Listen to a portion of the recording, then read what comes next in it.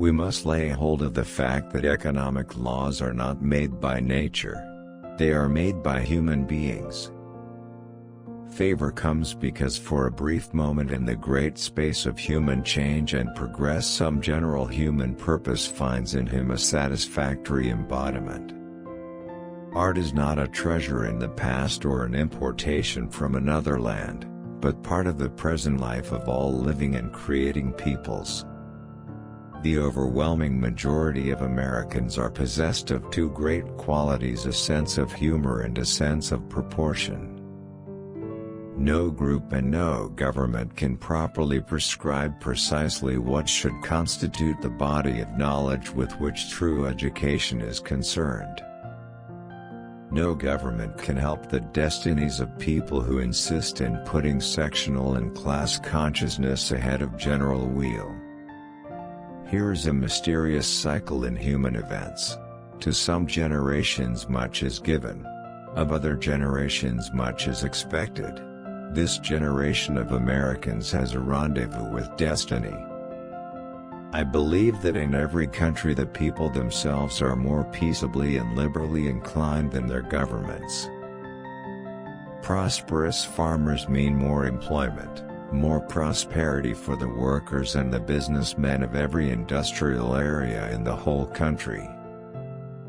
It is an unfortunate human failing that a full pocketbook often groans more loudly than an empty stomach.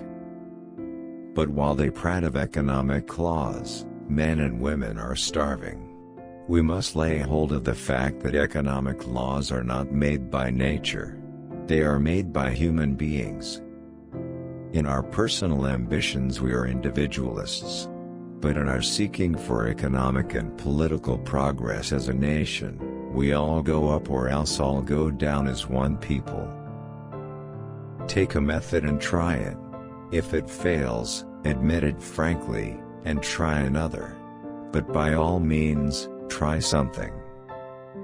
Those newspapers of the nation which most loudly cried dictatorship against me would have been the first to justify the beginnings of dictatorship by somebody else. I think we consider too much the good luck of the early bird and not enough the bad luck of the early worm. One thing is sure. We have to do something. We have to do the best we know how at the moment.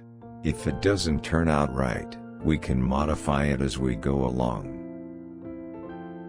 Not only our future economic soundness but the very soundness of our democratic institutions depends on the determination of our government to give employment to idle men.